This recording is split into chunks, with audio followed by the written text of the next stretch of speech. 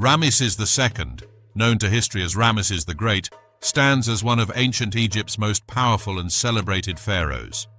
Born around 1303 BCE, he would rule Egypt for an astonishing 66 years, from 1279 to 1213 BCE, making his reign one of the longest in Egyptian history. His legacy is written not just in the annals of time, but carved into the very stones of Egypt itself, in monuments so grand they continue to inspire awe more than 3,000 years after his death. Rameses came into the world during Egypt's 19th dynasty, a period known as the New Kingdom, when Egypt was at the height of its power and influence. He was the third pharaoh of his dynasty, the son of Pharaoh Seti I and Queen Tuya. From his earliest years, it was clear that Rameses was being groomed for greatness.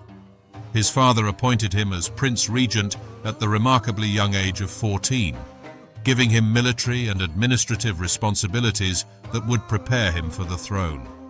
By the time he was in his mid-20s, Rameses had already accompanied his father on military campaigns and learned the arts of war and statecraft that would define his reign. When Rameses ascended to the throne, Egypt was a superpower, but it faced significant challenges. To the north, the Hittite Empire, centered in what is now Turkey, posed a constant threat to Egyptian interests in Syria and the Levant. To the south, Nubia required constant attention to maintain Egyptian control over its valuable gold mines and trade routes. Rameses would spend much of his reign addressing these challenges, particularly his conflict with the Hittites, which would culminate in one of the ancient world's most famous battles. The Battle of Kadesh, fought in 1274 BCE in what is now Syria, represents a pivotal moment not just in Rameses' reign, but in ancient Near Eastern history. The city of Kadesh was strategically vital, controlling important trade routes, and both Egypt and the Hittite Empire claimed it as their own. Rameses led an army of approximately 20,000 men northward, divided into 4 divisions named after the gods Amun, Ra, Ptah, and Seth.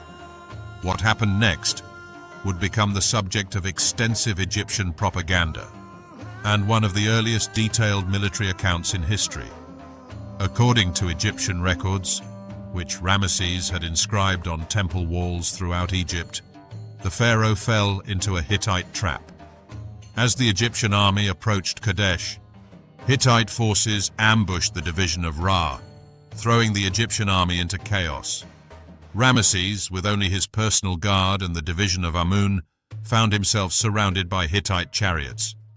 The inscriptions describe how Rameses, calling upon the god Amun for strength, single-handedly turned the tide of battle, fighting with superhuman courage until reinforcements arrived. The pharaoh claimed a great victory, describing how he personally slew countless enemies and forced the Hittite king Muwatalli to flee. The reality, as historians have pieced together from both Egyptian and Hittite records, was more complex.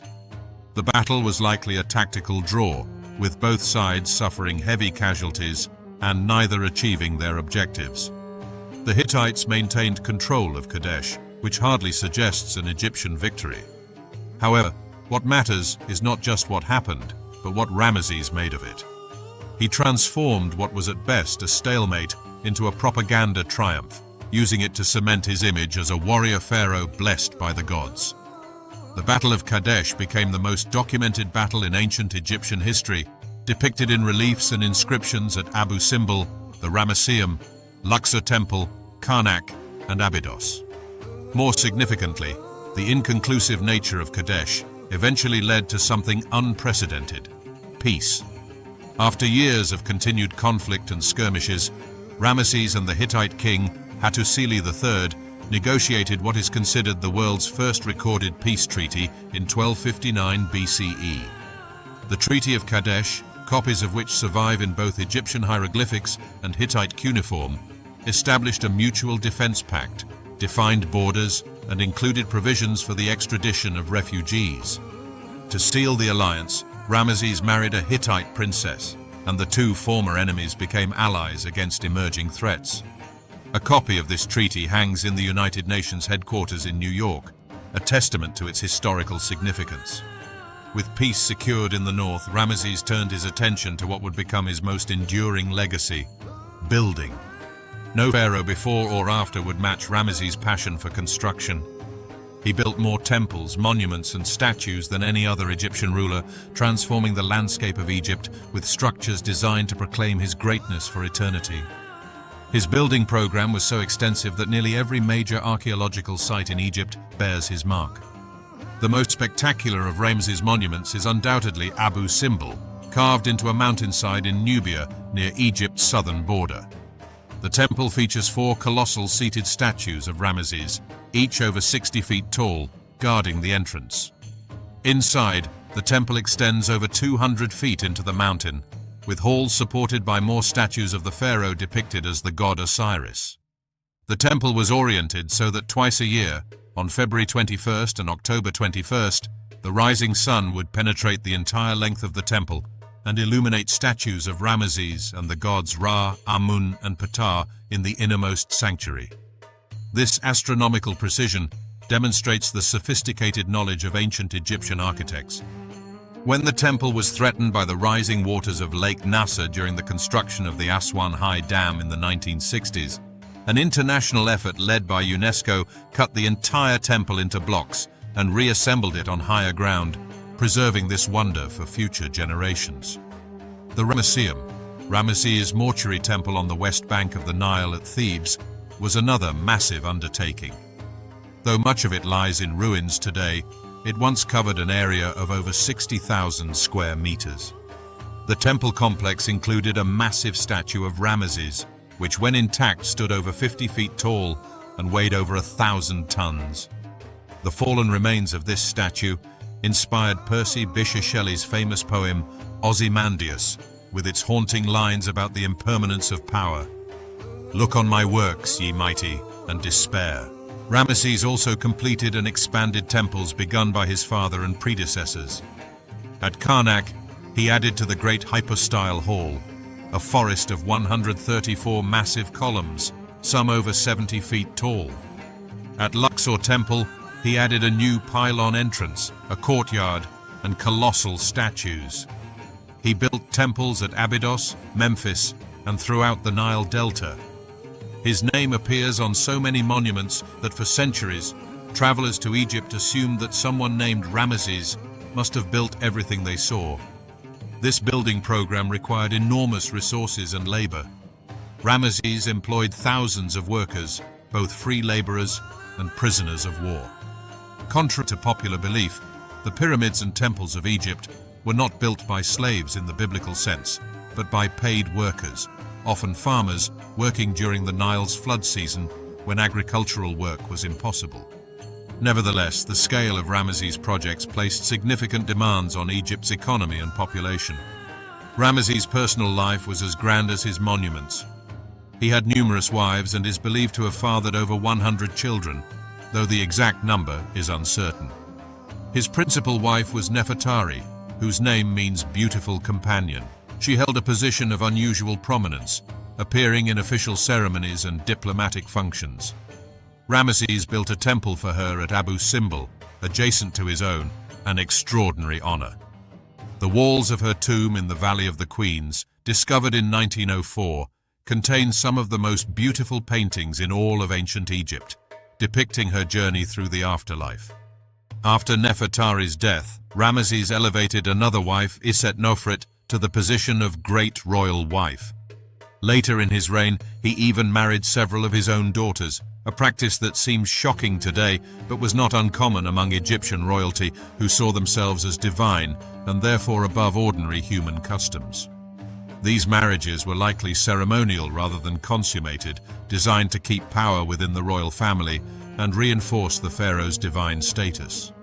Ramesses outlived many of his children. His 13th son, Merneptah, eventually succeeded him, as the 12 older sons had all died before their father. This extraordinary longevity, living into his 90s in an era when life expectancy was perhaps 40 years, contributed to Ramesses' legendary status. To his subjects, he must have seemed almost immortal, a living god who had ruled for longer than most people's entire lifetimes. The Egypt that Rameses left behind was prosperous and powerful, but his death marked the beginning of a slow decline. None of his successors could match his achievements, and later, pharaohs of the 19th and 20th dynasties took his name, calling themselves Rameses III through Rameses XI, hoping to capture some of his glory. But Egypt would never again reach the heights it had achieved under Rameses the Great. Rameses' mummy, discovered in 1881 in a cache of royal mummies that had been hidden by ancient priests to protect them from tomb robbers, reveals much about the man behind the monuments. He stood about 5 feet 7 inches tall, had red hair, and suffered from arthritis and dental problems in his later years. In 1974, when the mummy showed signs of deterioration, it was flown to Paris for treatment, where it was received with full military honors befitting a head of state. Scientific analysis has revealed that he likely died from an infection, possibly related to a dental abscess. The legacy of Rameses II extends far beyond ancient Egypt. He has been identified by some scholars as the pharaoh of the biblical Exodus, though this identification remains controversial and disputed. His monuments have inspired artists, poets, and travelers for millennia. When Napoleon invaded Egypt in 1798, he brought scholars who studied and documented Rameses' monuments, sparking the modern field of Egyptology. The decipherment of hieroglyphics by Jean-François Champollion in 1822 allowed Rameses' own words to speak across the centuries. Today, Rameses the Great remains Egypt's most famous pharaoh, his name synonymous with ancient Egyptian power and grandeur. His monuments continue to draw millions of visitors, standing as testament to one man's determination to achieve immortality through stone and story. In this, at least, Rameses succeeded beyond measure. More than 3,000 years after his death, we still speak his name, still marvel at his works, still feel the shadow of his colossal presence. He built his monuments to last forever, and in doing so, he built a legacy that transcends time itself.